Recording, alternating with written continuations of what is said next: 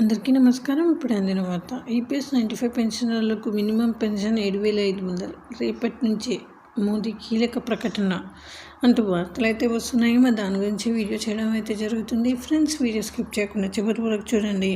అలా అయితేనే మీకు పూర్తి ఇన్ఫర్మేషన్ అనేది అందుతుంది. అలానే చాలామంది చూస్తున్నారు కానీ సబ్స్క్రైబ్ చేయడం మర్చిపోతున్నారు. దయచేసి సబ్స్క్రైబ్ చేయండి, అలానే లైక్ చేయండి. ఇంకా లైక్ చేయకుండా వీడియోలోకి అయితే వెళ్ళిపోదాం. సుదీర్ఘకాలంగా మినిమం పెన్షన్ 7,500 కావాలని ఎదురుచూస్తున్న ఈపీఎస్ 95 పెన్షన్దారులకు శుభవార్త వినిపించేందుకు కేంద్ర ప్రభుత్వం సిద్ధమవుతుందా అంటే అవుననే వార్తలు వినిపిస్తున్నాయి.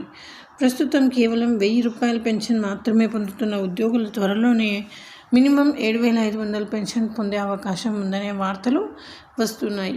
నిజానికి మినిమం పెన్షన్ పెరుగుతున్న ఖర్చుల ఆధారంగా పెంచాలనే డిమాండ్ సుదీర్ఘకాలంగా ఉంది. అయితే ఈ నెల 28వ తేదీన ఈపీఎఫ్ఓ కీలక భేటీ జరగనుంది.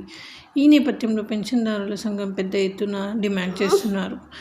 కేంద్రంలోని మోడీ ప్రభుత్వం ఈపీఎఫ్ఓ పెన్షన్ స్కీమ్ చందాదారులైన ఈపీఎస్ 95 పెన్షన్దారులకు కనీస పెన్షన్ మొత్తం పెంచే దిశగా అడుగులు వేస్తున్నట్లు తెలుస్తోంది. ఇందులో భాగంగా కేంద్ర కార్మిక శాఖ మంత్రి మన్సుఖ్ మాండవీయ సానుకూలంగా స్పందించారు. ఇటీవల ఈపీఎస్ 95 ఆందోళన కమిటీ సభ్యుల కేంద్ర కార్మిక శాఖ మంత్రిని కలిసి తమ సమస్యలను ఏకరువుగా పెట్టారు.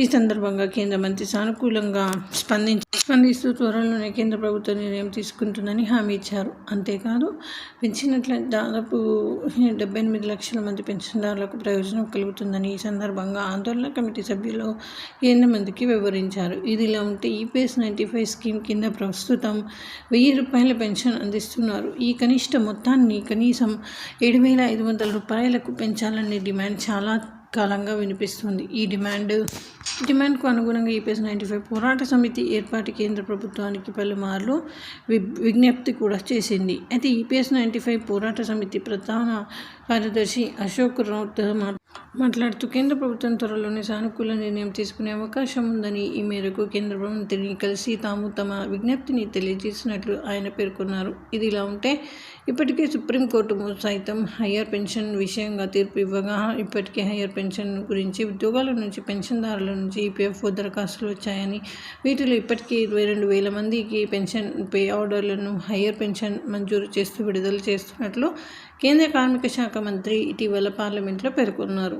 ఇదిలా ఉంటే ఈపీఎస్ 95 స్కీమ్ కింద 1,000 రూపాయలు ఉన్నట్లయితే మినిమం పెన్షన్ 7,000 చేసినట్లయితే ఇది ఎంతో మందికి ఉపయోగపడుతుందని, ముఖ్యంగా పెన్షన్దారుల కనీస ఖర్చులకు నెరవేర్చుకోవడానికి మొత్తం ఉపయోగపడుతుందని పోరాట సమితి ఆశాభావం వ్యక్తం చేసింది. అయితే మరోవైపు పలు రాష్ట్ర ప్రభుత్వాలు సామాజిక భద్రత కల్పించే వృద్ధాప్య పెన్షన్ను గరిష్టంగా 4,000 రూపాయల వరకు అందిస్తున్నాయి. సర్వీసులో ఉన్నటువంటి పెన్షన్దారులకు మాత్రం కనీస పెన్షన్ 1,000 రూపాయలు ఇవ్వడం ఏమాత్రం సమంజసం కాదని పోరాట సమితిని ఇటీవల ఆవేదన వ్యక్తం చేసింది. ఇదిలా ఉంటే త్వరలోనే కేంద్ర ప్రభుత్వం సానుకూల నిర్ణయం తీసుకున్నట్లయితే కనీస పెన్షన్ 7,500 రూపాయల వరకు దక్కే అవకాశం కనిపిస్తుంది. సో ఇదే ఫ్రెండ్స్.